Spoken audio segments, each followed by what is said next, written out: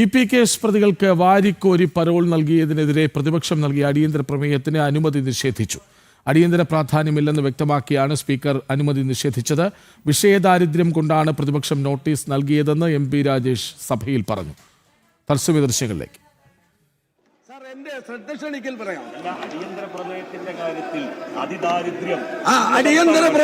കാര്യത്തിൽ അതിദാരിദ്ര്യമാണ് സാർ, അതുകൂടെ പരിഹരിക്കപ്പെടുകയാണ്. 17 അടിയന്തര പ്രമേയമാണ് ഈ സഭയ്ക്കകത്ത് ചർച്ച ചെയ്തത്.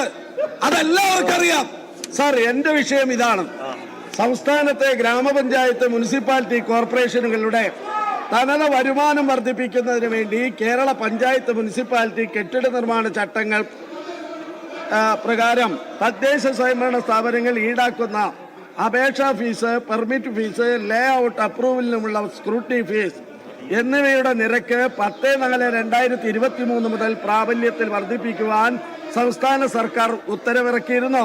സാർ, മറ്റു സംസ്ഥാനങ്ങളെ അപേക്ഷിച്ച് കുറഞ്ഞ ഫീസാണെങ്കിലും സംസ്ഥാന സർക്കാരിന് 1 രൂപയുടെ വരുമാനം പോലും ലഭ്യമായിരുന്നില്ല അത്തരത്തിൽ ഫീസ് വർധനവിലൂടെ. ചില തദ്ദേശ സ്വയംഭരണ സ്ഥാപനങ്ങളാണെങ്കിൽ വർദ്ധിപ്പിച്ച ഫീസ് തങ്ങൾ വാങ്ങില്ലെന്ന് തീരുമാനിച്ചും ഇരുന്നു.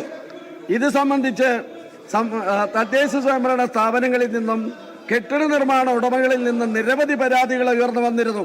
നിയമസഭയ്ക്കകത്തും പുറത്തും ഫീസ് വർധനവ് സംബന്ധിച്ച വിഷയം ചർച്ച ചെയ്യപ്പെട്ടു.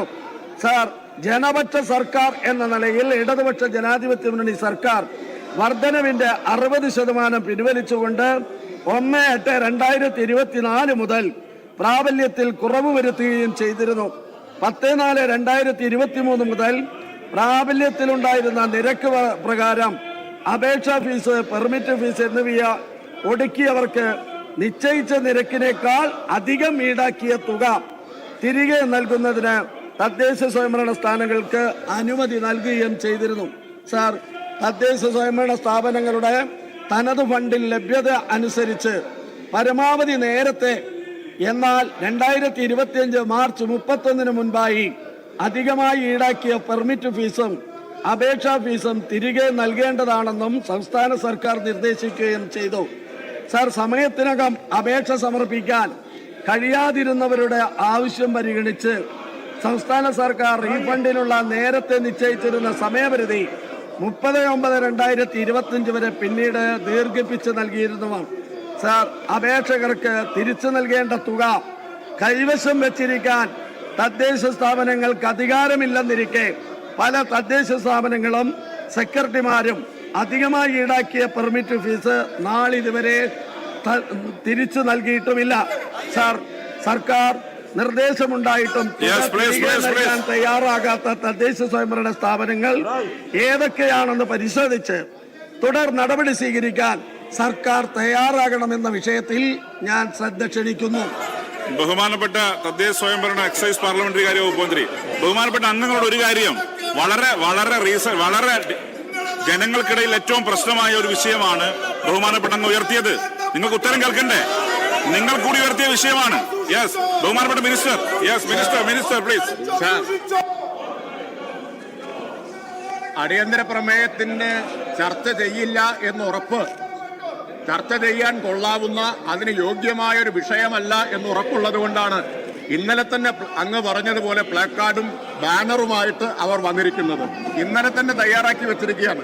അപ്പൊ അവർക്ക് തന്നെ അറിയാം ഇത് ചർച്ചയ്ക്ക് കൊള്ളാവുന്ന ഒരു വിഷയമല്ല എന്നുള്ളത്. സാർ, ചോദ്യം ഇന്നെന്താ ചർച്ചയില്ലേ? മടിയിൽ കനം, സഭയിൽ ഭയം എന്നാണ്. ശബരിമല സ്വർണ്ണക്കൊള്ള ചർച്ച ചെയ്യാൻ ധൈര്യപ്പെടാതെ സഭയിൽ നിന്ന് നിങ്ങൾ ഇറങ്ങി ഓടിയത് മടിയിൽ സ്വർണത്തിന്റെ ഭാരമുള്ളത് കൊണ്ടായിരുന്നോ? അതുകൊണ്ടായിരുന്നോ ഇറങ്ങി ഓടിയത്? മടിയിൽ സ്വർണത്തിന്റെ ഭാരം ഉണ്ടായിരുന്നത് കൊണ്ടാണോ?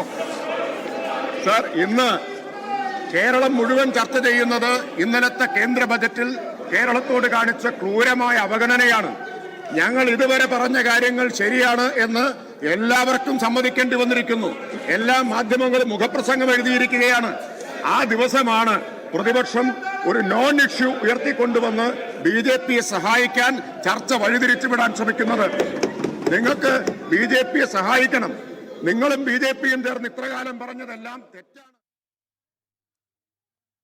ശരി, പ്രശാന്ത് ശങ്കരമംഗലത്തിലേക്ക് പോകുന്നു. പ്രശാന്ത്, അടിയന്തര പ്രമേയത്തിന് അനുമതി നിഷേധിക്കുന്നു. വിഷയദാരിദ്ര്യമാണ് പ്രതിപക്ഷത്തിനെന്നാണ് ഭരണപക്ഷം പറയുന്നത്. എന്താണ് സഭയിലുണ്ടായത്?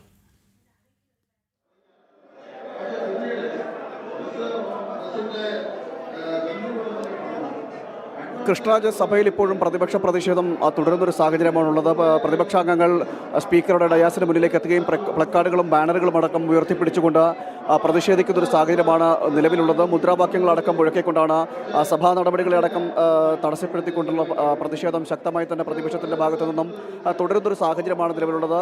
അതായത് ഈ പരോൾ അനുവദിക്കുന്നതുമായി ബന്ധപ്പെട്ടായിരുന്നു ക്രിമിനൽ കേസുകളിൽ പ്രതികളായിട്ടുള്ള TP കേസുകളിൽ TP ചന്ദ്രശേഖരൻ്റെ കൊലപാതകം നടത്തിയതടക്കമുള്ള കേസുകളിലെ പ്രതികൾക്ക് പരോൾ വാരിക്കോരി നൽകുന്ന ഒരു സാഹചര്യം ഉണ്ടായിരുന്നു. ഇത് ഉയർത്തി കാണിച്ചുകൊണ്ടായിരുന്നു പ്രതിപക്ഷം അടിയന്തര പ്രമേയത്തിന് അനുമതി ആവശ്യപ്പെട്ടുകൊണ്ട് അടിയന്തര പ്രമേയം ഈ വിഷയം ചർച്ച ചെയ്യണമെന്നും ആവശ്യപ്പെട്ടുകൊണ്ട് നോട്ടീസ് നൽകിയത്. എന്നാൽ സ്പീക്കർ ഇത് തള്ളുകയായിരുന്നു. കാരണം ഈ വിഷയം നിലവിൽ അടിയന്തര പ്രമേയത്തിന് യോഗ്യമല്ല, അല്ലെങ്കിൽ അടിയന്തര പ്രമേയം അടിയന്തരമായി സഭ നിർത്തിവെച്ച് ചർച്ച ചെയ്യാൻ യോഗ്യമായ വിഷയമല്ല എന്നതടക്കമുള്ള കാര്യങ്ങൾ ചൂണ്ടിക്കാണിച്ചുകൊണ്ടായിരുന്നു സ്പീക്കർ ഇത് തള്ളിയത്. ഉടനെ തന്നെ പ്രതിപക്ഷങ്ങൾ പ്രതിഷേധമായി എത്തുകയും ചെയ്തു. പ്ലക്കാർഡുകൾ അടക്കം ഉയർത്തിക്കാണിച്ചു.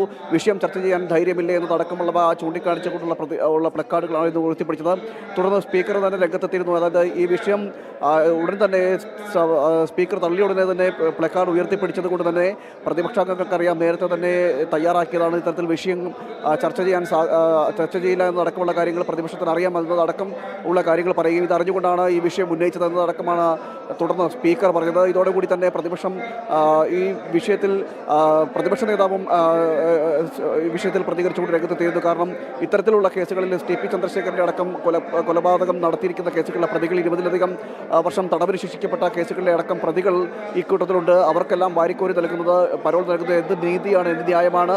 ഇത് അടിയന്തര പ്രമേയമായി, അല്ലെങ്കിൽ ഇത് ഈ വിഷയം അടിയന്തരമായി ചർച്ച ചെയ്യാൻ അർഹിക്കുന്നില്ലേ, പിന്നെ എന്താ അടിയന്തര പ്രമേയം എന്നതടക്കമുള്ള കാര്യങ്ങൾ പ്രതിപക്ഷ നേതാവും ചോദിക്കുകയുണ്ടായി. അങ്ങനെ തുടർന്ന് സഭയിൽ പ്രതിപക്ഷം നടുത്തളത്തിലേക്ക് ഇറങ്ങിയ സ്പീക്കറുടെ ഡയാസിന് മുന്നിലേക്ക് എത്തിക്കൊണ്ട് പ്രതിഷേധിക്കുന്ന ഒരു സാഹചര്യമാണുള്ളത്. MP രാജേഷ് പ്രതികൾക്ക് സർക്കാർ വാരിക്കോരി പരോൾ നൽകുന്നതിനെതിരെ പ്രതിപക്ഷം നൽകിയ അടിയന്തര പ്രമേയത്തിന് അനുമതി നിഷേധിക്കുകയാണ്. അടിയന്തര പ്രാധാന്യമില്ല എന്നാണ് സ്പീക്കർ പറഞ്ഞത്. വിവരങ്ങൾ നൽകുകയായിരുന്നു പ്രശാന്ത് ശങ്കരമംഗലത്ത്.